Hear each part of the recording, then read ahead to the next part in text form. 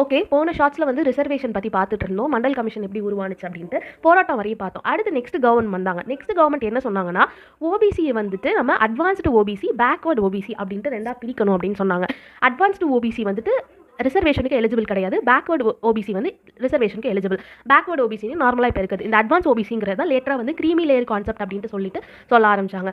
Reservation வந்துட்டு இபிசிக்கும் extend ஆனிச்சு. இபிசினா எக்கனாமிக்கலி பேக்வர்டு கிளாஸஸ். இப்போ ஒரு 10% வந்துச்சுல 2019 சரியா இயர் தெரில, படிக்க தெரியும். இப்போ எனக்கு ஞாபகம் இல்லை.